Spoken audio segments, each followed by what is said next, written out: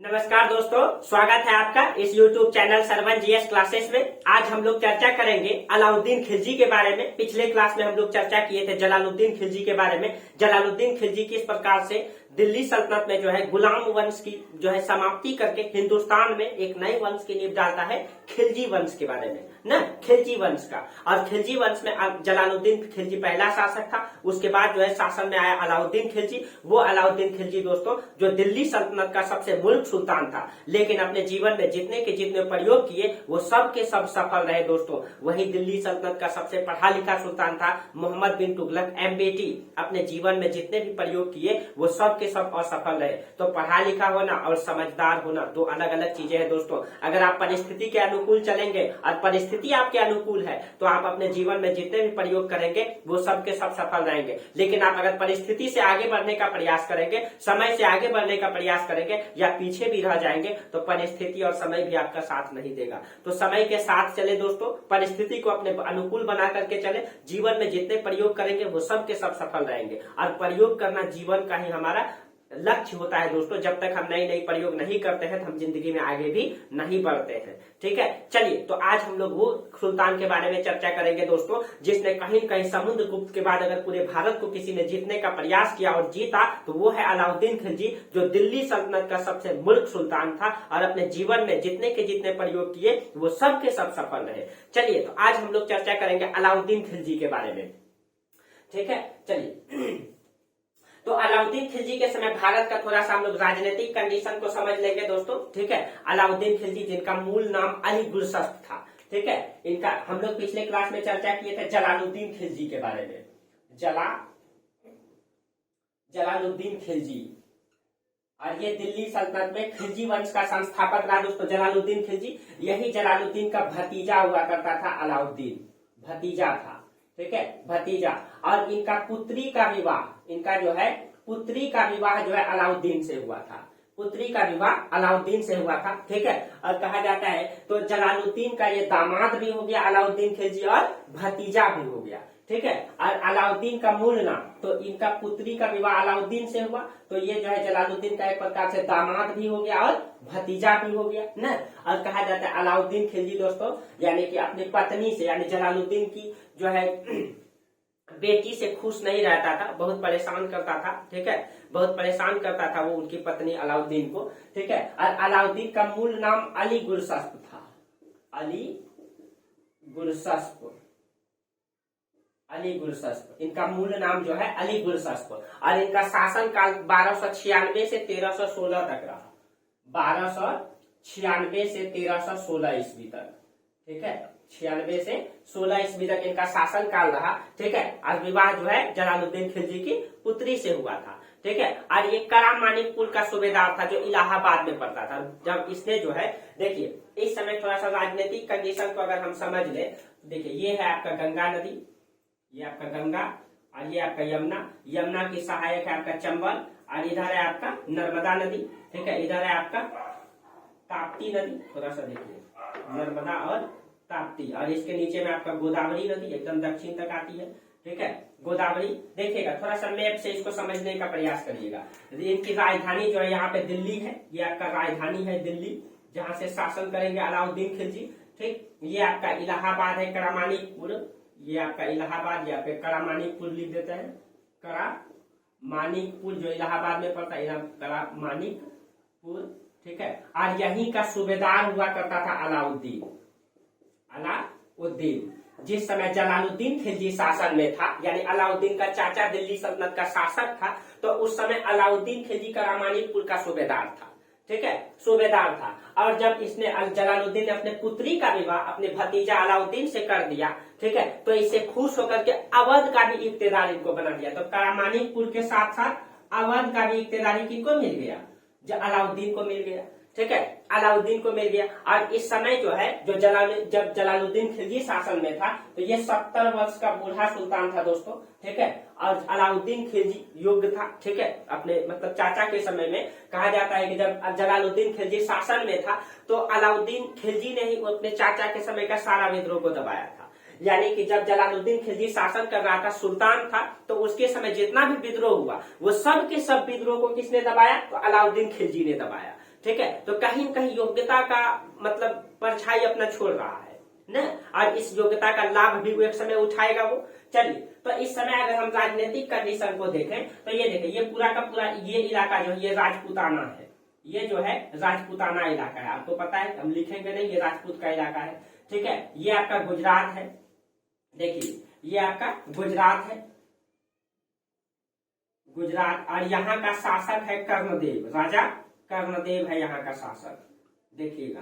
ठीक है, और ये आपका नर्मदा नदी है, ये आपका नर्मदा है, और ये नीचे वाला आपका ताप्ती नदी है, ये आपका ताप्ती नदी है। और इसके बीच में ये वाला जो राज्य था, ये वाला जो यहाँ पे राज्य बना हुआ था, यहाँ पे आपका देवगिरी, ये आपका देवगिरी, और देवगिरी का शासक था, देवगिरी का शासक था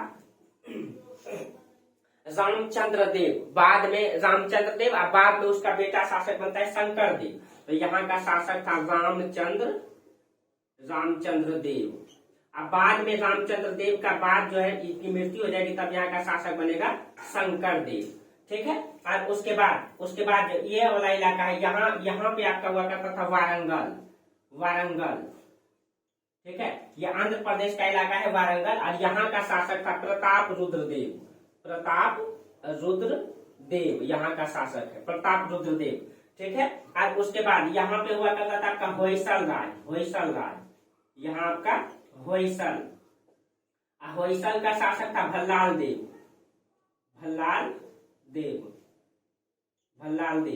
ठीक है, बल्लाल देव दोस्तों, बल्लाल देव। ठीक है, और ये वाला आपका तमिलनाडु का इलाका जो है ये आपका पांड्य वंश, ये आपका पांड्य राज दक्षिण में। अब पांड्य राज में दो भाई शासन कर रहा था, सुंदर पांड्य और वीर पांड्य। ठीक है, सुंदर पांड्य और वीर पांड्य। ये आपका भारत का राजनीतिक कंडीशन था, ये आपका भारत का राजनीतिक कंडीशन था। उस समय दिल्ली का सुल्तान कौन हो जाएगा? जलालुद्दीन खिलजी। ठीक है, जलालुद्दीन खिलजी। अब देखिए, उस समय हम चर्चा किए थे दोस्तों, जिस समय जलालुद्दीन खिलजी दिल्ली का शासक था, ठीक है, उस समय अलाउद्दीन खिलजी करामानिकपुर का सूबेदार है, और करामानिकपुर के सूबेदार के हैसियत से उसने जो है, ये आपका पड़ता है मालवा का क्षेत्र, ये आपका मालवा का क्षेत्र है। ठीक है, ये आपका मालवा। ठीक है, मालवा में एक क्षेत्र पड़ता है भिलसा। ठीक है, इसने जब अलाउद्दीन खिलजी करामानिकपुर का सूबेदार था अपने चाचा के समय में, ठीक है, तो उस समय जो है 1292 में भिलसा पे आक्रमण किया था। ठीक है, इक्तेदार के हैसियत से आक्रमण करके बहुत सारा संपत्ति लूट करके वो गया, और लूट करके जितना भी संपत्ति लूट करके गया, वो सारा का सारा संपत्ति अपने चाचा को उसने भेंट कर दिया, उपहार स्वरूप प्रदान कर दिया। उसके बाद जो है इक्तेदार के ही हैसियत से उसने 1296 ईस्वी में, ठीक है, इक्तेदार के हैसियत से बिना अपने चाचा को बताए हुए, ठीक है, उसने देवगिरी पर आक्रमण किया। क्योंकि जब वो भिलसा पे आक्रमण किया था तो उसी समय उनको जानकारी मिली थी देवगिरी की मतलब संपन्नता के बारे में, कि देवगिरी ऐसा राज्य है जिसके पास बहुत ज्यादा संपत्ति भरा हुआ है। इसी कारण से उसने जो है तो 1292 में उसने भिलसा पे आक्रमण किया, 1292 में भिलसा पर आक्रमण किया, और देवगिरी पर उसने जो है 1296 में आक्रमण किया। और इस समय इक्तेदार था वो, 1296 में आक्रमण किया। और जब 1296 में उसने आक्रमण किया,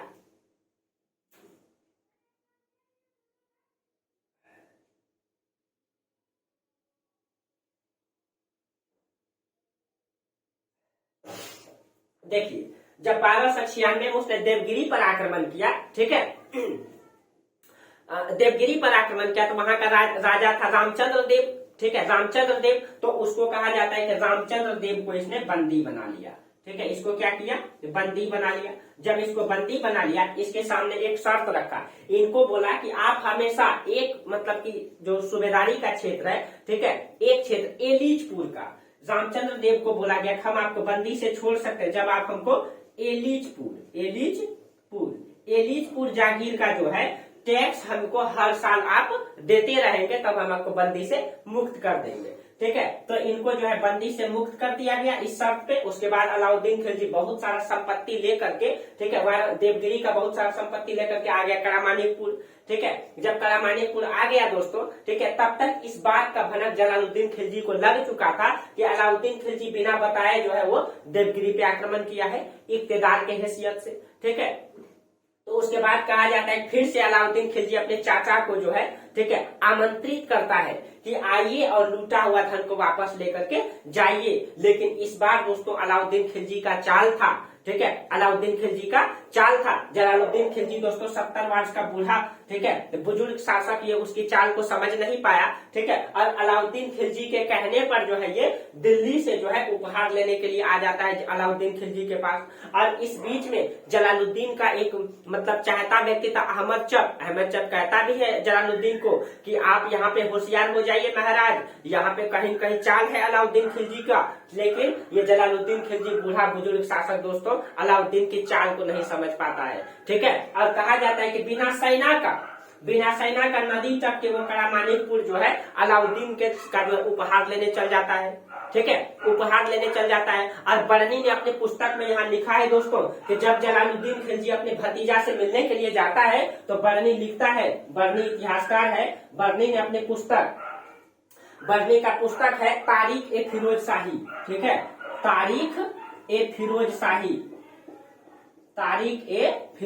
शाही। इस पुस्तक में इसने लिखा है दोस्तों दोनों की मिलन की चर्चा किया है इसमें ठीक है। इस पुस्तक में बर्नी ने दोनों की मिलन की चर्चा किया है कि जब अलाउद्दीन खिलजी से मिलने के लिए जलालुद्दीन खिलजी नदी को पार करके जाता है, कहा जाता है कि नदी के इस पार में ही जलालुद्दीन खिलजी का यहाँ सबसे बड़ा भूल था दोस्तों।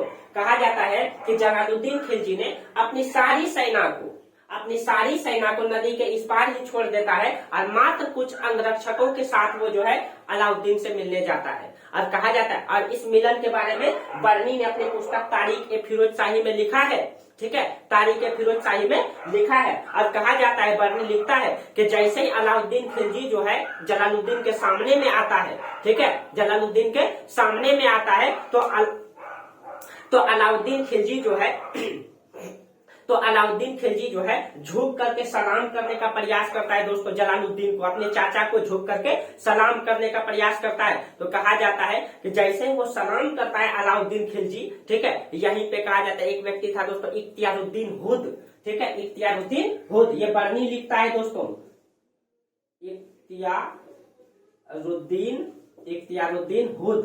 इख्तियारुद्दीन हुद नाम का व्यक्ति था दोस्तों ठीक है। कहा जाता है कि जलालुद्दीन खिलजी खड़ा था और अलाउद्दीन खिलजी जैसे झुक करके सलाम करने का प्रयास करता है ठीक है, पीछे से धड़ से गला उतार देता है दोस्तों इख्तियारुद्दीन हुद जलालुद्दीन का ठीक है। यानी कि एक क्षण भी नहीं सोचा दोस्तों ठीक है, अलाउद्दीन खिलजी ने ठीक है अपने चाचा जलालुद्दीन खिलजी का धड़ उतरवा देता है किससे, इख्तियारुद्दीन हुद से। और बर्नी यहाँ पे लिखता है, इतिहासकार बर्नी लिखता है दोस्तों कि कहा जाता है, बर्नी कहता है कि जलालुद्दीन खिलजी का सर का खून भी नहीं सूखा था दोस्तों। और अलाउद्दीन खिलजी जो है दिल्ली की गद्दी धारण कर लेता है, यानी कि मुकुट पहन लेता है तुरंत ठीक है, मुकुट पहन लेता है ठीक है। लेकिन जलालुद्दीन खिलजी का 2 पुत्र भी था दोस्तों, 2 पुत्र भी था। यानी कि अलाउद्दीन खिलजी ने अपने चाचा जलालुद्दीन खिलजी का धड़ से गला अलग करवा देता है दोस्तों और मुकुट को पहन लेता है। देखिए रिश्ता राजनीति को बिल्कुल भी नहीं देखता है दोस्तों ठीक है, रिश्ता जो है राजनीति को बिल्कुल नहीं देखता है। अलाउद्दीन खिलजी जो है सिर्फ गद्दी की लालच में अपने चाचा की जो है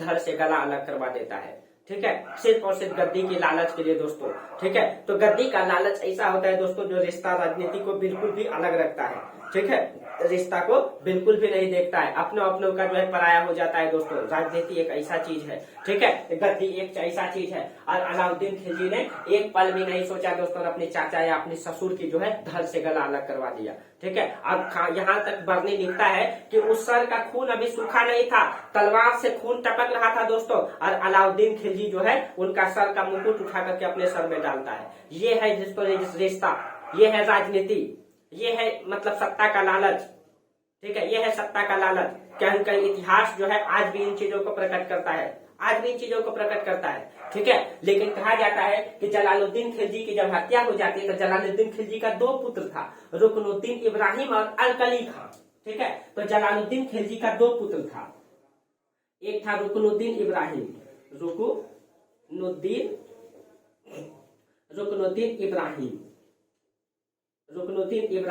और एक था अरकली खान। ये 2 पुत्र था जलालुद्दीन खिलजी का 2 पुत्र था, रुकनुद्दीन इब्राहिम और अरकली खान ठीक है। और कहा जाता है कि अलाउद्दीन खिलजी की जो पत्नी थी जलालुद्दीन खिलजी की देखिए, जलालुद्दीन खिलजी की पत्नी ने जो है अपने पुत्र रुकनुद्दीन को दिल्ली का शासक बना देता है। देखिए, अब जो है दिल्ली का शासक रुकनुद्दीन इब्राहिम को बना देता है। और जैसे ही रुकनुद्दीन इब्राहिम को दिल्ली का शासक बनाता है, उस समय अरकली खां मुल्तान में था। ठीक है, ये मुल्तान का इलाका है यहाँ पे।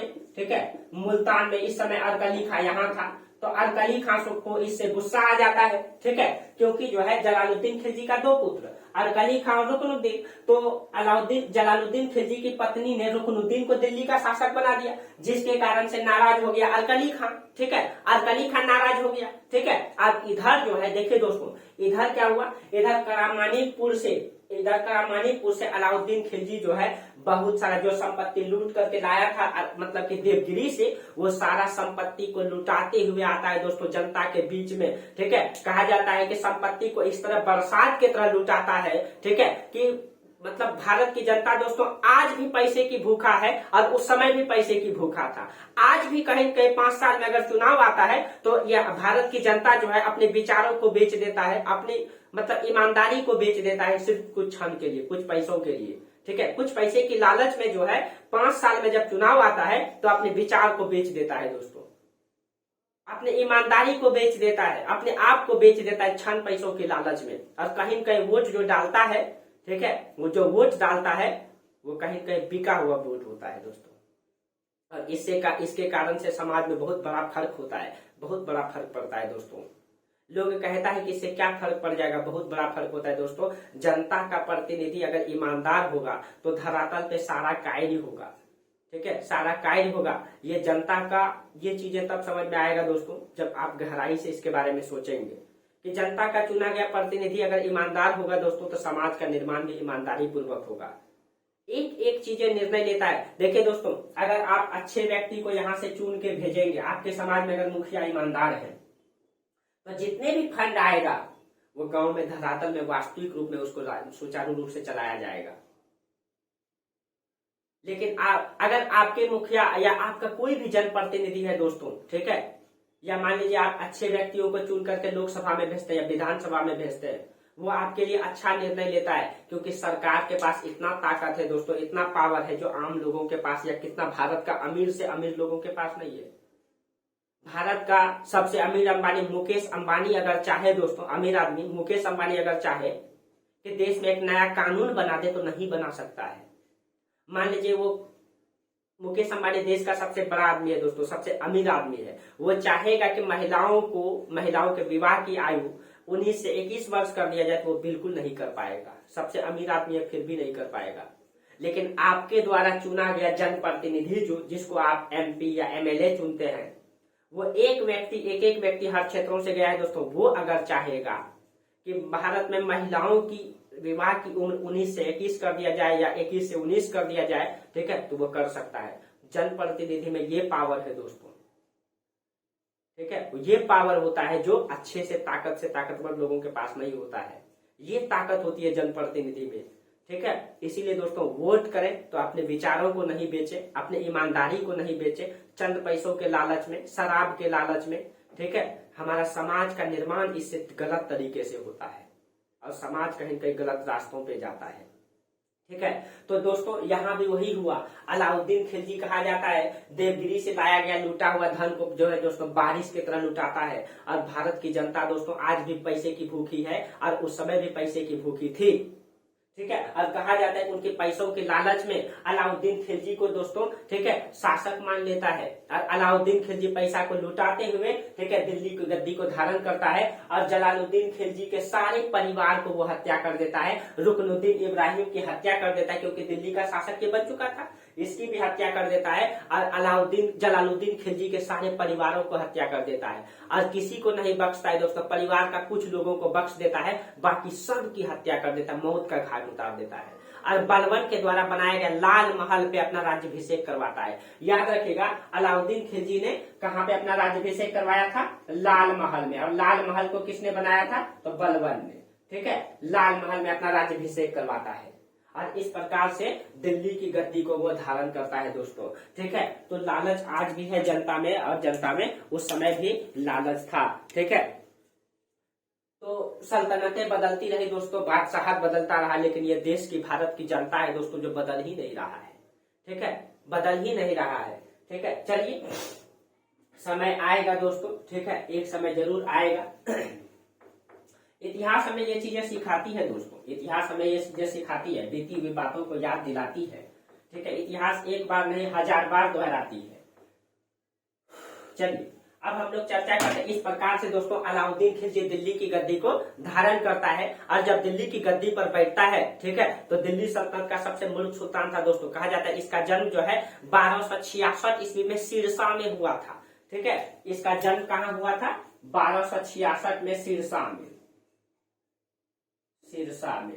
ठीक है, इसका जन्म हुआ था। और अलाउद्दीन खिलजी जब गद्दी पर बैठा दोस्तों, ठीक है, तो इसने जो है उपाधि जो लिया था, ठीक है, इसको सिकंदर ए सानी कहा जाता है। कहा जाता है अलाउद्दीन खिलजी भी विश्व विजय की संकल्पना को देखा था दोस्तों। जिस प्रकार से सिकंदर जो है विश्व विजय की संकल्पना किया था, उसी प्रकार अलाउद्दीन खिलजी भी विश्व विजय की संकल्पना किया था, इसीलिए इसको सिकंदर ए सानी, ठीक है, सिकंदर ए सानी भी कहा जाता है। इनकी उपाधि को जरा देख ले। ठीक है, किसी भी राजा के बारे में उनकी उपाधि से स्पष्ट हो जाता है। ठीक है, तो इनकी उपाधि जो है, इनको सिकंदर ए सानी भी कहा जाता है, सिकंदर ए सानी कहा जाता है इनको। ठीक है, इनकी जो दूसरी उपाधि है, इसकी दूसरी उपाधि द्वितीय सिकंदर इनको कहा जाता है। इनको जो है द्वितीय सिकंदर, द्वितीय सिकंदर कहा जाता है। ठीक है, तीसरा इसको जो है नासिर आमिर उल मोमिन कहा जाता है, नासिर आमिर उल मोमिन, आमिर उल मोमिन कहा जाता है।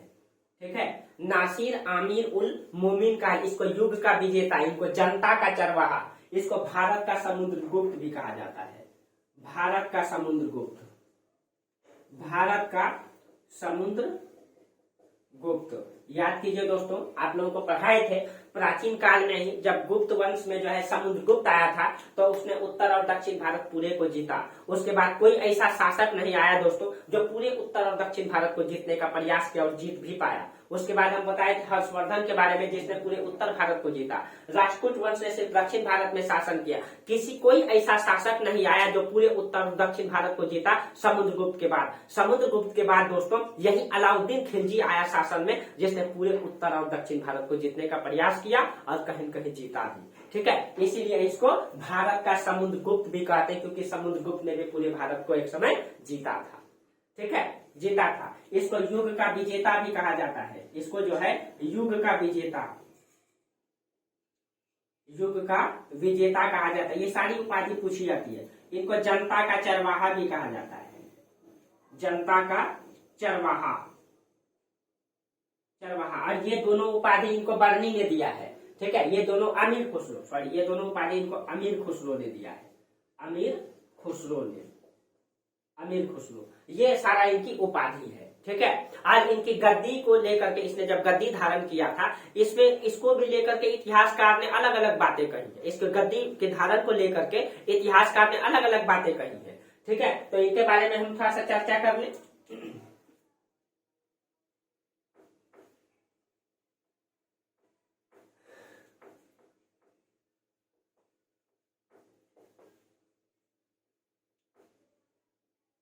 देखिए, हाँ, इनकी जो ये जब गद्दी पर बैठे, अलग अलग इतिहासकार ने इसके बारे में अलग अलग बातें कही। जैसे आशीर्वादी लाल श्रीवास्तव, ठीक है, आप लोग इसका नाम लिख लीजिएगा, आशीर्वादी लाल श्रीवास्तव,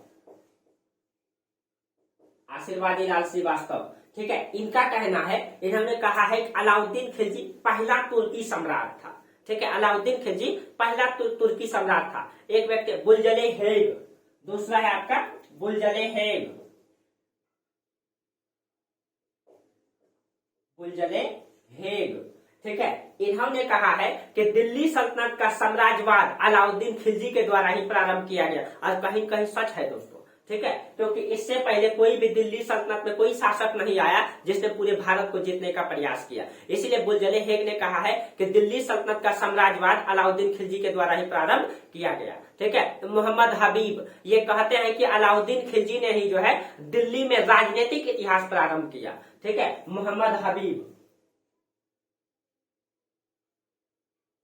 मोहम्मद हबीब ये कहते हैं, ठीक है, कि राजनीतिक विस्तार का प्रारंभ जो है इसी ने किया। रामशरण शर्मा, इसे भारत का प्रथम मुस्लिम सम्राट कहते हैं। रामशरण शर्मा जो प्राचीन भारत के बड़े इतिहासकार हैं, रामशरण शर्मा, ठीक है, ये कहते हैं कि दिल्ली सल्तनत का प्रथम मुस्लिम सम्राट था अलाउद्दीन खिलजी, ठीक है। और एक इतिहासकार है स्मिथ, इसने जो है अलाउद्दीन के शासन को लज्जापूर्ण बताया है, ठीक है। स्मिथ ने जो है अलाउद्दीन के शासन को क्या बताया है, लज्जापूर्ण, ठीक है। इसने ऐसा क्यों कहा दोस्तों, क्योंकि अलाउद्दीन खिलजी ने शक्ति के आधार पे, तलवार के आधार पे शासन किया है, ठीक है, इसीलिए इसके शासन को स्मिथ ने लज्जापूर्ण बताया है, ठीक है। और ये ऐसा पहला शासक था दोस्तों जो राजनीति को धर्म से बिल्कुल अलग रखा, ठीक है। ये जो है इसने कहा है कि हमने उलेमा की नीति को स्वीकार नहीं करता हूं, मैं उलेमा की नीति को स्वीकार नहीं करता हूं, ये धर्म को बिल्कुल राजनीति से अलग रखा। और हम लोग पढ़े थे दोस्तों, अभी तक दिल्ली सल्तनत में जितना के शासक आए वो सब के सब खलीफा के द्वारा खिलियत प्राप्त करता था, ठीक है, और खलीफा के आदेश को ही मान करके शासन करता था, अपने राज्य का संचालित करता था, और उलेमा वर्ग के सहयोग से शासन करता था, यानी धर्म को राजनीति से जोड़ के रखा था। लेकिन अलाउद्दीन खिलजी पहला ऐसा शासक आया जिसने सीधा सीधा उलेमा की मतलब नीति को स्वीकार करना ही बंद कर दिया, यानी स्वीकार नहीं किया। इसने धर्म को राजनीति से बिल्कुल अलग रखा, बिल्कुल अलग रखा। ये कहता है कि हम उलेमा की प्रभाव को स्वीकार नहीं करते हैं, हम धर्म का हस्तक्षेप राजनीति में बर्दाश्त नहीं करेंगे। ये सीधे कहते हैं कि हम जो है धर्म को हस्तक्षेप राजनीति में बिल्कुल बर्दाश्त नहीं करेंगे। ये स्वयं कहते हैं कि दोस्तों, ठीक है, ये कहते हैं मैंने न तो कभी कुरान पढ़ी है न नमाज पढ़ी है, लेकिन अनुभव की पाठशाला में मैंने बहुत कुछ सीखा है। ये कहता है दोस्तों, ये बिल्कुल मतलब कि निरक्षर था दोस्तों, ये मुल्क सुल्तान था, ठीक है। ये कहता है कि ना तो मैंने कभी पाठशाला गया, न तो कभी मदरसा में पढ़ा, न ही कभी नमाज पढ़ा, लेकिन अनुभव की पाठशाला में बहुत चीजें सीखी है। तो अनुभव की पाठशाला भी बहुत बड़ी पाठशाला होती है दोस्तों, ठीक है। और जिंदगी में अच्छे अनुभव आपके जीवन में तब आता है जब आपको परिस्थितियां, कठिन से कठिन परिस्थितियां जब आपको घेर लेती है तो एक नया समाधान दे करके जाती है। इसलिए जब आपको परिस्थिति घेरे तो आप कभी भी डरे नहीं, घबराए नहीं, ठीक है, क्योंकि वो आपको एक नई अनुभव दे करके जाएंगे जिंदगी में। और कहते हैं ना कि जब फूल जब खिलती है दोस्तों, ठीक है, तो वो मुरझा जाती है, वो मुरझा जाती है ना। कलियां खिलती है तो उनको छूने पर वो मुरझा जाती है, क्योंकि उन्होंने कभी भी परिस्थितियों को नहीं झेला।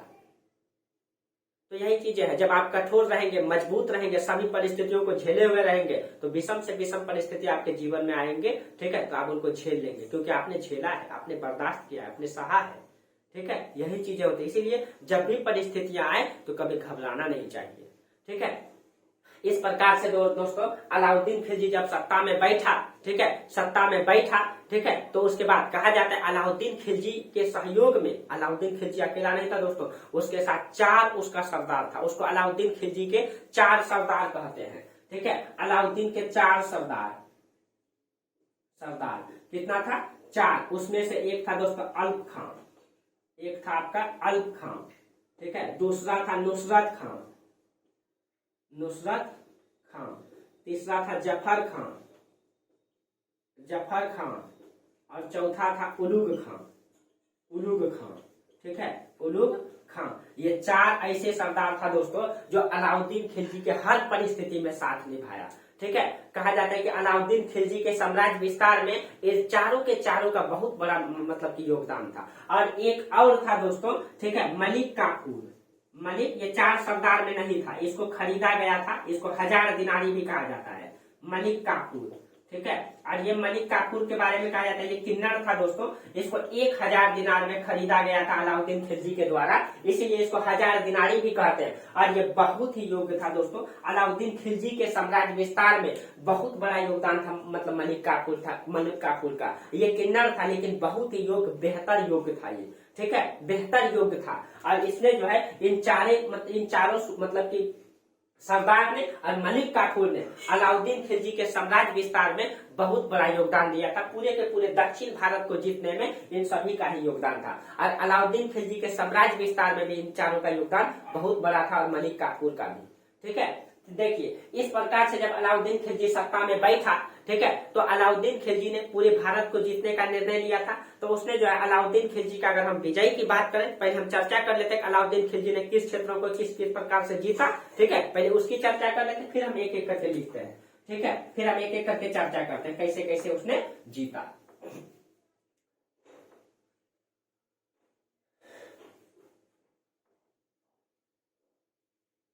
देखिए अलाउद्दीन खिलजी का विजयी,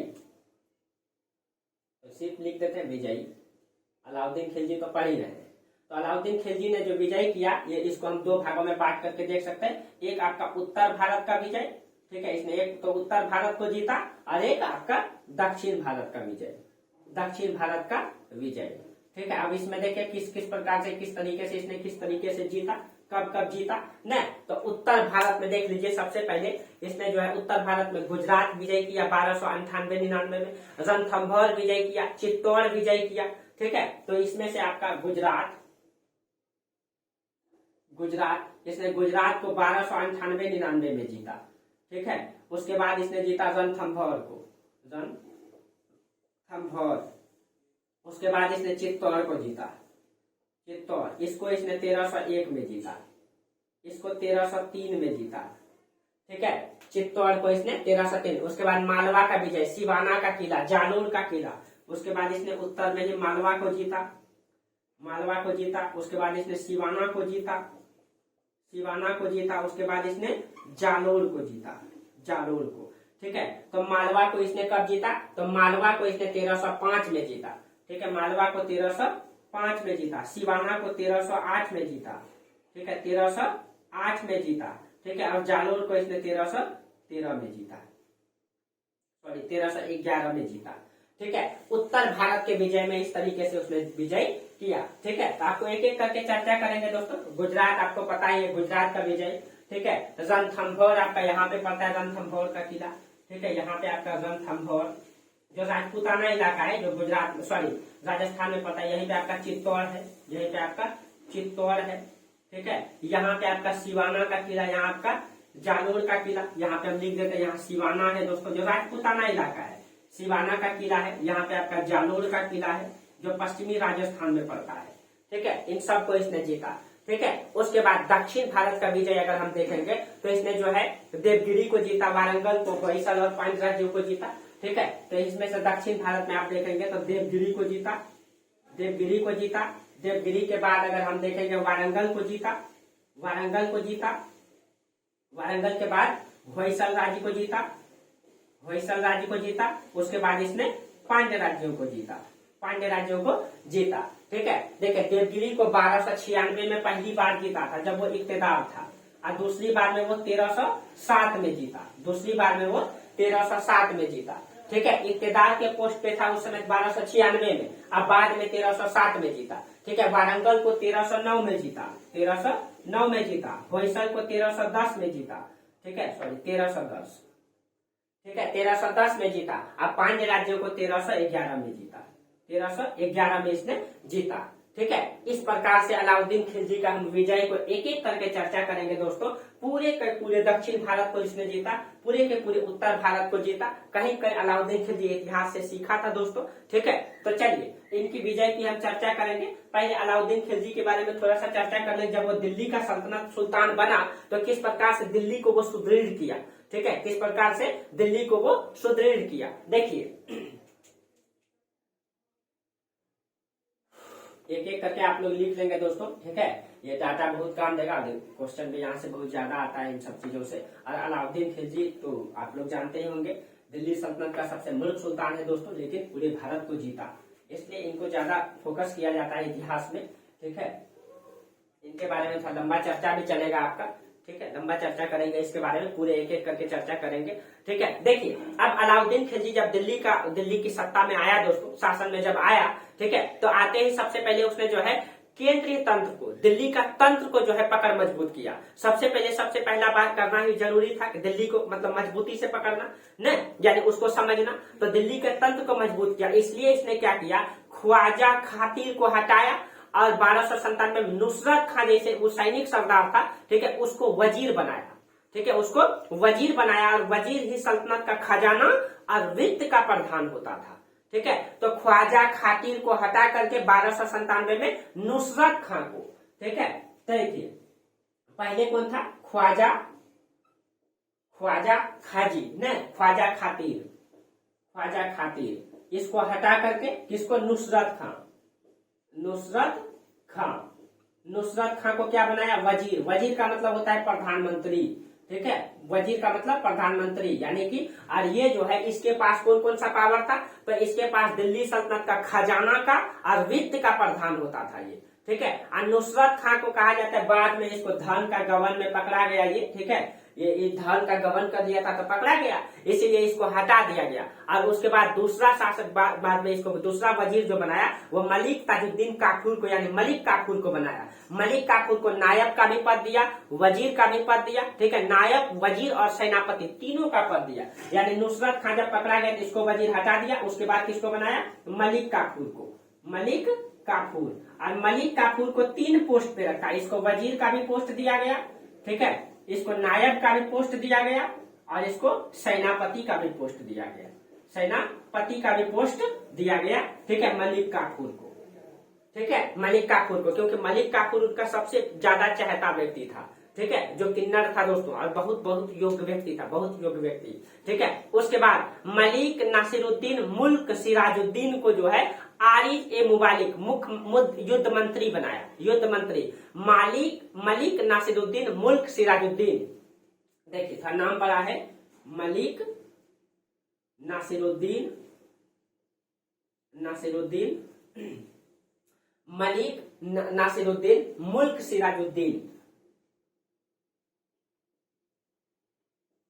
मुल्क सिराजुद्दीन, इसको जो है, इसको कौन सा पोस्ट दिया गया, तो इसको जो है युद्ध मंत्री बनाया गया, युद्ध मंत्री, ठीक है, युद्ध मंत्री बनाया गया, ठीक है। आरिज ए मुमालिक कहा जाता है युद्ध मंत्री को, ठीक है। और उसके बाद ख्वाजा हाजी को जो है नायब का पोस्ट दिया गया, ठीक है, उप युद्ध मंत्री। इसी का मतलब पुत्र था, इसी का पुत्र ख्वाजा हाजी, ख्वाजा हाजी, इसको उप युद्ध मंत्री बनाया गया, उप युद्ध मंत्री बनाया गया इसको, ठीक है। एक सेकेंड दोस्तों,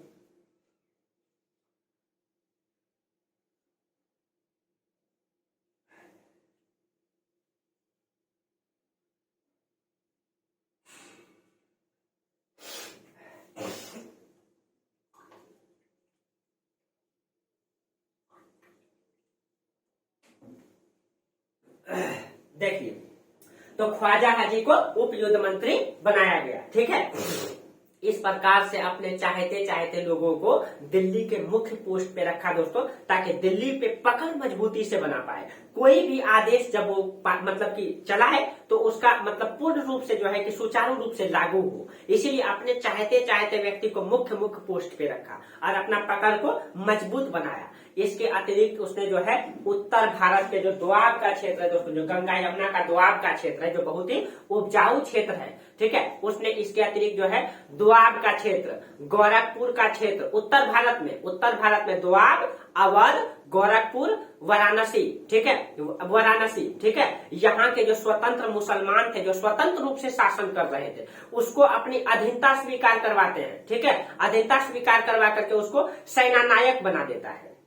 उन सभी को अधीनता स्वीकार करवाया और उन्हीं को सेना नायक बना दिया ताकि इनका सपोर्ट करे, उसको सेना नायक बना दिया जाता है। अब जैसे यानी कि ये दोआब का क्षेत्र, ये आपका अवध का क्षेत्र, ठीक है, इलाहाबाद का क्षेत्र, इन सारे के सारे क्षेत्रों में जितने भी स्वतंत्र मुसलमान शासन कर रहे थे उसको अपना अधीनता स्वीकार करवाते हैं और अधीनता स्वीकार करवा करके उसको सेना नायक बना दिया जाता है। और इसी के डर से जो है बिहार, बंगाल और उड़ीसा का शासन जो है, यानी ये जो आपका बिहार है और बंगाल है, ये उड़ीसा, यहाँ के शासक इन चीजों को देख करके अलाउद्दीन खिलजी की अधीनता स्वीकार कर देता है और इस प्रकार से अलाउद्दीन खिलजी पूरे उत्तर भारत में अपना पकड़ बना लिया, पूरे उत्तर भारत में। हाँ, अभी रणथंभौर बीच में नहीं है दोस्तों, चित्तौड़ ये सब किला नहीं है इसके अंतर्गत, लेकिन उत्तर भारत का जो बड़ा सा इलाका है, इसमें कहीं कहीं ये दोआब का इलाका जो उपजाऊ क्षेत्र है, बिहार, बंगाल, उड़ीसा, ये सारा का सारा जो क्षेत्रों पे वो अपना कब्जा जो है मजबूती से बना लिया और दिल्ली सल्तनत में वो अपना पकड़ भी मजबूती से बना लिया, ठीक है, बना लिया। और इसमें जो है इनका जो गवर्नर था, इसमें आपका अल्प खां, उलुग खान, नुसरत खां और गाजी मलिक, ठीक है, इन चार को जो है सिपा सालार सेना नायक बनाया गया, ठीक है। अभी हम चर्चा किए अल्प खां, उलुग खां, नुसरत खां और गाजी मलिक, इन चारों को सिपा सालार यानी सेनानायक बनाया गया। और इन सभी को, इन चारों को जो है मलिक काफूर के अंतर्गत रखा गया, यानी बोला गया कि मलिक काफूर का बात आप चारों मानेंगे। उन चारों को मलिक काफूर के मतलब कि आदेश पे रखा गया कि मलिक काफूर जो आदेश देंगे आप उन सभी का पालन करेंगे, ठीक है। और इन सब के ऊपर देखिए इसने जो है पहले क्या किया, सिपा सालार बनाया, सिपा सालार 4 व्यक्ति को बनाया उसने, ठीक है। उसमें से आपका अल्प खां, उलुग खां, नुसरत खां और गाजी मलिक 4 व्यक्ति। आप उसका चारों का नाम आप लोगों को लिख दिए है एक बार, ठीक है। 4 व्यक्ति, और उन चारों पे निगरानी रखने के लिए किसको रखा, मलिक काफूर को। मलिक काफूर यानी मलिक काफूर जो आदेश देंगे ये चारों उनका क्या करेगा, पालन करेगा। और इन सब पे निगरानी रखने के लिए देखिए दोस्तों, इन सब पे निगरानी रखने के लिए अलाउद्दीन खिलजी ने क्या किया,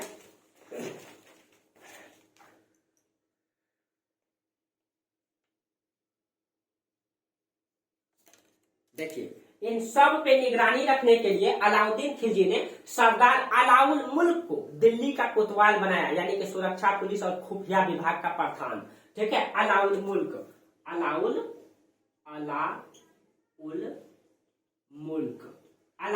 को क्या बनाया, इसको जो है यानी अपने राज्य का खुफिया विभाग का, दिल्ली का कोतवाल यानी सुरक्षा पुलिस और खुफिया विभाग का प्रमुख, यानी कि जो गुप्तचर व्यवस्था होती है, ठीक है, उसका प्रमुख बना दिया। और कहा जाता है, बर्नी लिखते हैं दोस्तों, इतिहासकार बर्नी लिखते हैं कि सुल्तान का खुफिया विभाग जो है इतना मजबूत था कि दिल्ली का अमीर, राज के कर्मचारी, ठीक है, और मतलब मालिकों का परिवार भी इससे डरता था। यहाँ तक कहा जाता है दोस्तों कि दिल्ली सल्तनत में अलाउद्दीन खिलजी का खुफिया विभाग इतना मजबूत था कि दिल्ली सल्तनत में किसके घरों में क्या खाना पकता था वो भी सूचना अलाउद्दीन खिलजी के पास जाता था। इतना मजबूत था अलाउद्दीन खिलजी का खुफिया विभाग। और आप लोगों को गुप्तचर व्यवस्था के बारे में सबसे पहली बार दोस्तों मौर्य वंश में भी पढ़ा चुके हैं, मौर्य वंश में बता चुके हैं कि किस प्रकार से चंद्रगुप्त मौर्य के समय जो है चर और अचर न सॉरी एक था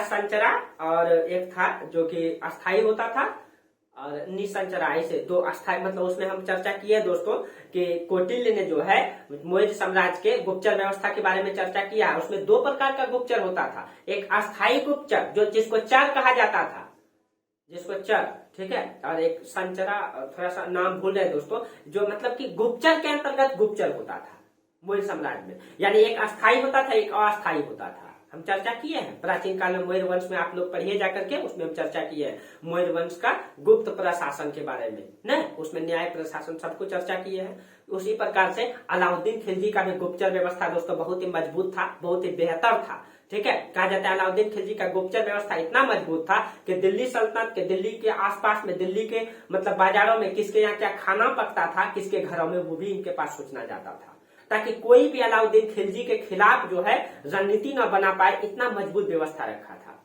ठीक है। अब देखिए जब अलाउद्दीन खिलजी जो है दिल्ली की गद्दी को पर बैठा दोस्तों, उनके पास क्या क्या समस्या है, अब उनको क्या क्या करना था। तो सबसे पहले जो है उनको क्या क्या करना था, देखिए आप लोग इसको लिख लीजिएगा। जब अलाउद्दीन खिलजी दिल्ली की गद्दी पर बैठा तो उनके पास क्या क्या कार्य रह गए, ठीक है। तो सबसे पहले उनके पास क्या कार्य आया कि दिल्ली को वो सुदृढ़ करेगा, मंगोल की समस्या से निपटेगा, वो दिल्ली में जितने भी बागी है उसको समाप्त करेगा, जो जलालुद्दीन खिलजी का परिवार है उसको भी समाप्त करेगा। ये सारी की सारी समस्याएं उनके पास आई। जब वो दिल्ली की गद्दी पर बैठा उनके पास क्या क्या समस्या आई, सबसे पहले तो वो खिलजी की सत्ता जो है, जो इलबरी तुर्क था, जो प्रतिद्वंदी था, अमीर सरदारों को समाप्त करना, यानी कि खिलजी सत्ता के इलबरी तुर्क प्रतिद्वंदी अमीर सरदारों को खत्म करना, ठीक है, उन सभी को खत्म करना जो कि खिलजी के खिलाफ था। दूसरा, दिल्ली सल्तनत के बागियों को दबाना, जो भी दिल्ली सल्तनत के खिलाफ था उसको दबाना, आप लोग इसको लिख लीजिएगा। तीसरा में दिल्ली सल्तनत का विस्तार करना, उसकी शक्ति को, उसकी खजाना को, उसकी अर्थव्यवस्था को मजबूत करना। अलाउद्दीन खिलजी के पास ये सारी समस्याएं बन के आई। उसके बाद जो जलालुद्दीन खिलजी के उत्तराधिकारी था उसको समाप्त करना। जब अलाउद्दीन खिलजी सत्ता में बैठा तो ये सारी समस्याएं आई, ठीक है, ये सारी समस्याएं आई। चौथा में जो है जलालुद्दीन खिलजी के उत्तराधिकारी को समाप्त करना। पांचवा में सबसे बड़ा समस्या है दोस्तों मंगोल की समस्या, जो दिल्ली के पश्चिमोत्तर भारत से हमेशा आक्रमण होता था। देखिए कोई भी शासक था दोस्तों, दिल्ली को मजबूत बनाता था, दिल्ली को विस्तार करता था, दिल्ली को बहुत सारी संपत्ति भर करके जमा करता था दिल्ली में, और उधर से मंगोल आता था लूट करके चला जाता था, तो कोई फायदा नहीं था, कोई फायदा नहीं था। दिल्ली को खूब मजबूत करके रखता था, मंगोल आता था और हर बार आक्रमण करके दिल्ली को लूट करके ध्वस्त करके चला जाता था। इसीलिए सबसे बड़ा समस्या था अलाउद्दीन खिलजी के पास कि अपना राज को सुदृढ़ करके मंगोल की समस्या से निपटना, ताकि वो सही तरीके से दिल्ली की सुरक्षा कर सके। और हम कई बार चर्चा कर चुके हैं, बलबन ने 4 किले का निर्माण किया था, जालोर का, पटियाला का किला, 4 किले का निर्माण करके वो दिल्ली को सुदृढ़ किया था मंगोल आक्रमण से। ठीक है, उसके बाद बाजार को नियंत्रित कर राज्य और प्रजा दोनों को सहूलियत प्रदान करना, ये सारे काम ये करेगा। आप लोग इसको लिख लीजिएगा। ठीक है, अब इन सारे कार्यों को करने के लिए उसने क्या किया, इसने सैन्य अभियान चलाया। पहले पूरे भारत को जीतेगा, बहुत सारा संपत्ति, पहले भारत को जीत करके दिल्ली का साम्राज्य का विस्तार करेगा, और विस्तार करके ठीक है फिर दिल्ली में बहुत सारा संपत्ति भरेगा, और भर करके फिर दिल्ली की गद्दी को क्या करेगा, वो सुरक्षित करेगा न, दिल्ली की गद्दी को वो सुरक्षित करेगा। देखिए उसने जो है इन सभी समस्याओं से निपटने के लिए 1296 से 1308 ईस्वी तक, यानी लगभग 12 साल तक इसने सैन्य अभियान को चलाया। ठीक है, सैन्य अभियान की समस्याओं से यह हल करता रहा। तो इसने जो है इन सभी समस्याओं से निपटने के लिए 1296 से 1308 ईस्वी तक ये सैन्य अभियान को चलाया। ठीक है, इसने क्या किया, सैन्य अभियान चलाया। और मुख्य रूप से देखा जाए तो 1311 तक इसने सैन्य अभियान चलाया। ठीक है, सैन्य अभियान चलाया, यानी कि पूरे क्षेत्र को जीतने के लिए। और सैन्य अभियान का उद्देश्य क्या था, सैन्य अभियान का उद्देश्य क्या था, आप लोग इसको लिख लेंगे। सैन्य अभियान का उद्देश्य था कि उत्तर, पूरब, मध्य भारत और पश्चिम भारत जो है, ठीक है, पश्चिम भारत में अपना प्रत्यक्ष नियंत्रण स्थापित करना, यानी कि पूरे के पूरे उत्तर भारत, ठीक है, पूरब भारत, मध्य भारत और पश्चिमोत्तर भारत में जो है अपना प्रत्यक्ष नियंत्रण को बनाना। दूसरा ये क्यों जीतना चाहता था पूरे भारत को, दूसरा था मंगोल के आक्रमण से पश्चिमोत्तर सीमा को सुरक्षित करना, सैन्य अभियान का इसका मकसद था। ठीक है, और तीसरा क्या था, तीसरा दक्कन और दक्षिण भारत में विस्तार कर अप्रत्यक्ष नियंत्रण स्थापित करना। ठीक है, ताकि धन मिल सके। देखिए दोस्तों, क्योंकि हम लोग जानते हैं कि दिल्ली में बैठ करके पूरे भारत को कंट्रोल करना ये कभी संभव नहीं है। ठीक है, समुद्रगुप्त ने भी भारत को जीता, और समुद्रगुप्त ने भारत को जीता तो उसने पूरे उत्तर भारत को प्रत्यक्ष नियंत्रण में रखा, यानी उसके लिए उसने प्रस्बोधरण की नीति अपनाया, यानी लूट करके सारे साम्राज्य को खत्म कर दिया। और जबकि उसने दक्षिण भारत को भी समुद्रगुप्त ने जीता था, लेकिन उसको लूट करके उसको छोड़ दिया था। उसको लिए उसने ग्रहण मोक्षानुग्रह की नीति अपनाया था, यानी लूट करके उसकी सारी संपत्ति को लूट लिया आक्रमण करके और छोड़ दिया। और वही नीति अलाउद्दीन खिलजी भी लागू करते दोस्तों। कहीं के अलाउद्दीन खिलजी ने अनुभव की पाठशाला में बहुत चीजें सीखा था, इसने इतिहास से सीखा, समझा, और यही चीजें अलाउद्दीन खिलजी सीखा दोस्तों, लेकिन एमबीटी नहीं सीख पाया। एमबीटी जो है दक्षिण भारत को भी प्रत्यक्ष नियंत्रण में लेने का प्रयास करेगा, और वो अपना पैर पे ही कुल्हाड़ी मारेगा, उत्तर भारत में भी विद्रोह हो जाएगा। ठीक है, और उसका अभियान क्या हो जाएगा, वो दक्षिण में राजधानी दिल्ली से दौलताबाद लाया था, जो असफल हो गया, जो हम आगे पढ़ाएंगे अभी तुगलक वंश में। ठीक है, एमबीटी में तो आगे हम पढ़ाएंगे। ठीक है, अब देखिए तो इस प्रकार से ये अभियान चलाएगा। अब देखिए इसका जो अभियान है दोस्तों, एक एक करके इनकी कुछ अभियानों की हम चर्चा करेंगे जो इसने चलाई है। ठीक है, तो देखिए अभी भारत का कंडीशन यही है, राजनीतिक कंडीशन यही है। देखिए अब अलाउद्दीन खिलजी का अभियान को एक एक करके हम लोग चर्चा करते हैं। ठीक है, देखिए अब देखिए इस समय जो है आपका गुजरात का शासक है कर्णदेव। ठीक है, यहाँ पे आपका देवगिरी का शासक रामचंद्र देव, होयसल वंश का शासक बल्लाल देव, पांड्य वंश में 2 भाई हैं, वीर पांड्य और सुंदर पांड्य। ठीक है, वारंगल का शासक प्रताप रुद्र देव, मालवा का शासक, मालवा यहाँ ये आपका भिलसा का क्षेत्र मालवा में, यहाँ पे आपका अभी इसके बारे में चर्चा करेंगे। ठीक है, यहाँ चर्चा करेंगे। इधर आपका करामानिकपुर से किस प्रकार से अलाउद्दीन खिलजी जो है जलालुद्दीन की हत्या करके गद्दी पर बैठा न, ये स्थिति अभी भारत का है। इधर आपका रणथंभौर, चित्तौड़, जालोर का किला, सिवाना का किला, ये स्थिति भारत का है। इन सभी क्षेत्रों पर अलाउद्दीन खिलजी कैसे जीतता है, देखिए एक सेकेंड दोस्तों।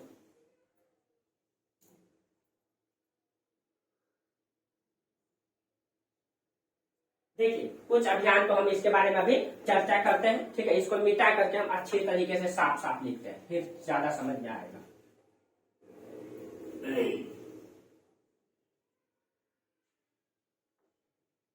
एक एक करके हम इसकी चर्चा को करते हैं, एक एक अभियान को हम चर्चा करते हैं। ठीक है,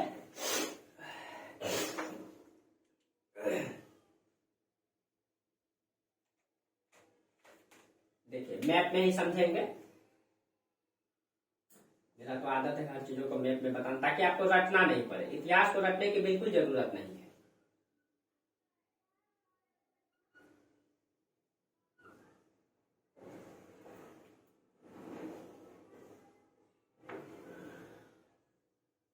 थोड़ा सा आप लोग जल्दी से मैप बना लेते हैं, इसीलिए।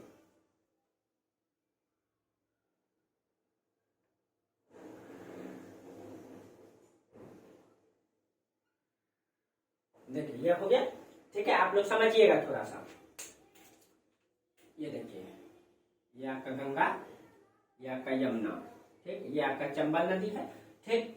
अब देखिए इधर आपका नर्मदा है, इधर आपका गोदावरी नदी, ठीक है। अब देखिएगा, तो यहाँ पे आपका दिल्ली है, ये आपका दिल्ली, ये आपका दिल्ली है, ठीक। और इधर आपका करामानिकपुर, इलाहाबाद का इलाका, करामानिकपुर, करामानिकपुर। इधर आपका बंगाल है, बंगाल है। देखिए किस किस क्षेत्र को उसने जीता, हम उसको चर्चा करेंगे ना, इसीलिए। ये आपका मालवा का क्षेत्र, ये आपका हो गया मालवा, मालवा, ठीक। अब देखिए ये जो इलाका है आपका, ये आपका नर्मदा और गोदावरी के बीच का इलाका, ये आपका है देवगिरी, ये आपका है देवगिरी। और देवगिरी का शासक है रामचंद्र देव। राम, हम एक एक करके चर्चा करते हैं पहले, ठीक है। ये पहले आप गुजरात का चर्चा कर लेते हैं। पहले यहाँ का शासक है गुजरात, ये आपका गुजरात का शासक है कर्णदेव, कर्णदेव। एक एक करके हम चर्चा कर देते हैं, ठीक है। अलाउद्दीन खिलजी ने जब अभियान चलाया, सबसे पहली बार इसने गुजरात पे अभियान चलाया, उत्तर भारत में। और उत्तर भारत में उस समय गुजरात का शासक है कर्णदेव, ठीक है। यहाँ पे उसने उलूग खां और नुसरत खां को भेजा आक्रमण करने के लिए, जो उसका 4 सरदार था। तो गुजरात में किसको भेजा था कर्णदेव पर? उलूग खां को। यहाँ पे भेजा उलूग खां प्लस में नुसरत खां, नुसरत खां। उसने, उसका उद्देश्य था दोस्तों संपत्ति लूट करके दिल्ली को मजबूत बनाना। तो यहाँ पे नुसरत खां उलूग खां को भेजा यहाँ अभियान चलाने के लिए। और इन दोनों ने जब यहाँ आया, तो कहा जाता है कि इन दोनों ने इन सारे गुजरात में जो है अभियान चला करके इसको खूब लूटा, और लूटा हुआ दिल्ली भेज दिया, ठीक है। दिल्ली भेज दिया और यहाँ पे अल्प खां को यहाँ का गवर्नर बना दिया। यहाँ का गवर्नर जो है इसको गुजरात को पूर्ण रूप से लूटा दोस्तों, और लूट करके बहुत सारा संपत्ति दिल्ली भिजवाया, ठीक है, ताकि दिल्ली को मजबूत करेगा अलाउद्दीन खिलजी बैठ करके। अलाउद्दीन दिल्ली में बैठा हुआ था। अलाउद्दीन जो है उधर से मंगोल का आक्रमण होते रहता था दोस्तों, इधर से मंगोल का आक्रमण होते रहता था। तो मंगोल का आक्रमण के डर से अलाउद्दीन खिलजी दिल्ली से कहीं नहीं जाता था, कहीं नहीं जाता था, ठीक है। तो अलाउद्दीन खिलजी दिल्ली में बैठा रहा और अपने 4 सरदारों को और मलिक काफूर को, 5 व्यक्ति को उसने अभियान पे भेजा।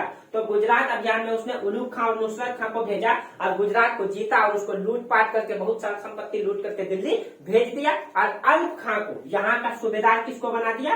अल्प खां, अल्प खां को यहाँ का सूबेदार बना दिया, ठीक है, यहाँ का गवर्नर। यहाँ अभियान कब चलाया? 1299 में। गुजरात का अभियान 1299 में चलाया, ठीक है, 1299 में। उसके बाद जो मालवा का क्षेत्र है दोस्तों, मालवा की राजधानी समय था मांडू, ठीक है, मांडू। दूसरा नंबर में मांडू। यहाँ का शासक जो था मांडू का, यहाँ एक हिंदू राजा था राय महालक देव, ठीक है। यहाँ मांडू का हिंदू राजा था राय महालक देव, महालक देव। और राय महालक देव जो है यहाँ पे शासन कर रहा था अपने प्रधानमंत्री, ब्राह्मण मंत्री था कोका देव के साथ। इसी का मंत्री था कोका देव। ये दोनों मिलकर के शासन चला रहा था, ठीक है, दोनों सपोर्ट से उसका मंत्री था, वो उसी के सपोर्ट से वो शासन चला रहा था, ठीक है। और शासन चला रहा। तो 1305 में यहाँ पे अपनी सेना भेजता है अलाउद्दीन खिलजी, ठीक है। सेना भेज करके इसको अपने अधीन कर लिया और आइन उल मुल्क को यहाँ का गवर्नर बना दिया। यहाँ पे अपनी सेना का भेजा 1305 में। 1305 में यहाँ सेना भेजता है, बहुत सारा सेना। अलाउद्दीन खिलजी के बारे में सैन्य चर्चा करेंगे दोस्तों आगे, कितनी सेना थी उनके पास, क्या क्या थी, उन सब के बारे में चर्चा करेंगे एक एक करके, ठीक है। तो यहाँ पे अपनी सेना भेज करके, ठीक है, इसको जीत लेता है और इसको जीत करके आइन उल मुल्क को यहाँ का गवर्नर बना दिया।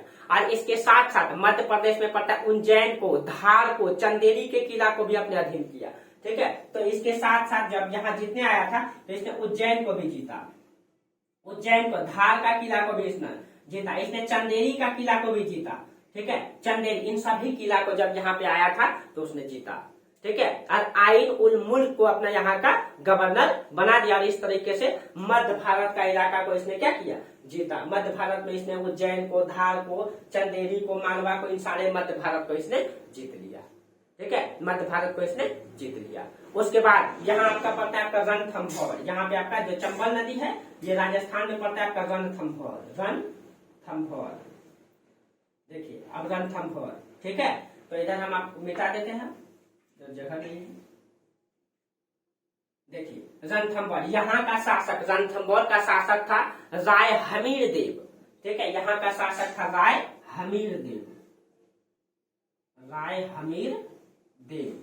ठीक है, राय हमीर देव। ठीक है, और यहाँ पे 1301 में यहाँ पे अलाउद्दीन खिलजी जो है खुद अभियान चलाता है। ठीक है, और ये रणथंभौर का किला बहुत ही, राजस्थान में आज भी ये किला है दोस्तों, बहुत विशाल किला है रणथंभौर का किला। और यहाँ पे राजपूत थे दोस्तों। राजपूत का क्या उद्देश्य था दोस्तों, राजपूत वो होते तो दोस्तों जो कभी सर नहीं झुकाया करते थे। वो युद्ध के मैदान में सर कटा लेंगे लेकिन कभी सर झुकाएंगे नहीं। और इसी के कारण से कहीं पे भारतीयों का गुलामी सत्ता आया नहीं, मुगल आया, हम चर्चा भी किए हैं इसके बारे में। ठीक है, तो यहाँ का शासक था राय हमीर देव। ठीक है, और यहाँ पे अलाउद्दीन खिलजी खुद अभियान चलाता है दोस्तों। और अभियान चला करके यहाँ का किला बहुत बड़ा है दोस्तों। कहा जाता है किला के चारों तरफ से बहुत सारा सैनिक लेकर के अलाउद्दीन खिलजी 6 महीना तक घेरा डाल के रखता है, खुद अलाउद्दीन खिलजी। ठीक है, खुद अलाउद्दीन खिलजी 6 महीना तक घेरे डाल के रखता है इस किले में। और 6 महीना तक में सारा का सारा दशरथ पानी जब किला का खत्म हो गया दोस्तों तो खुद, लेकिन ये लड़ता रहा दोस्तों, लड़ता रहा। ठीक है, लड़ता रहा, मतलब जिस कारण से अंदर में ही महिला लोग, कहा जाता है दोस्तों, अपनी आत्मरक्षा के लिए, अपने आत्मसम्मान के लिए 6 महीना तक जब मतलब किला को घेर के रखा गया अलाउद्दीन खिलजी के द्वारा, तो वहां पे बहुत सारी महिलाएं थी। उसके बाद रसद पानी खत्म हो गया, युद्ध भी अब लग रहा था धीरे धीरे हार जाएगा, इसीलिए वहां की महिलाएं अपने आत्मसम्मान को बचाए रखने के लिए एक साथ अग्नि में दाह कर ली, यानी जोहर प्रथा कर ली, अपने सम्मान को बचाने के लिए। क्योंकि जब आक्रमण होता था, जब जीतता था, तो मुगल सैनिक जब जाता था तो महिलाओं पर कहीं कहीं दुर्व्यवहार होता था, इसीलिए वो अपने आत्मसम्मान के लिए वो जोहर व्रत कर ले, एक साथ आग में, अग्नि में दाह कर ली। और यहाँ का जो शासक था राय हमीर देव, वो कहा जाता है कि दरवाजे पर ही दोस्तों लड़ता लड़ता शहीद हो गया, यानी कि मारा गया। ठीक है, लड़ते लड़ते मारा गया। लेकिन 6 महीना तक अलाउद्दीन खिलजी ने यहाँ घेरा डाल के रखा दोस्तों, तब कहीं कहीं इसको जीत पाया। ठीक है, तब कहीं कहीं इसको जीत पाया। उसके बाद एक किला दोस्तों चित्तौड़ का किला। चित्तौड़ वही दोस्तों अलाउद्दीन खिलजी का मकसद ही था चित्तौड़ को जीतना न, क्योंकि वही का शासक था राजा रतन सिंह। वही दोस्तों आप लोग पद्मावती फिल्म देखे ही होंगे न, पद्मावती उस समय दोस्तों हिंदुस्तान की सबसे सुंदर मतलब महारानी हुआ करती थी, राजा रतन सिंह की पत्नी। ठीक है, सुंदर रानी हुआ करती थी वो चित्तौड़ में। ठीक है, आज कहीं कहीं अलाउद्दीन खिलजी जो है उनको एक बार सिर्फ और सिर्फ देखना चाहता था, और सिर्फ और सिर्फ देखने के लिए उसने जो है कि चित्तौड़ पे आक्रमण किया। 6 महीना तक यहाँ भी उसने घेरा डाल के रखा था। और आप लोग पिक्चर पद्मावत देखे ही होंगे, नहीं देखे तो एक बार देखिएगा जरूर। ठीक है, तो इसने जो है यहीं पे पड़ता था आपका चित्तौड़ का किला, यहाँ पे आपका चित्तौड़ का किला, यही थी रानी महारानी पद्मावती। ठीक है, उसको सिर्फ और सिर्फ देखने के लिए अलाउद्दीन खिलजी आक्रमण किया था। 1305 में अलाउद्दीन खिलजी ने रणथंभौर की तरह यहाँ भी 6 महीने तक इस किला को जो है घेर करके रखा। ठीक है, घेर करके रखा। और जब घेरा डाल दिया दोस्तों तो अंत में वही चीजें हुआ, मतलब जब सारा रसद पानी खत्म हो गया तो यहाँ के राजा ने खुद क्या कर दिया, आत्मसमर्पण कर दिया।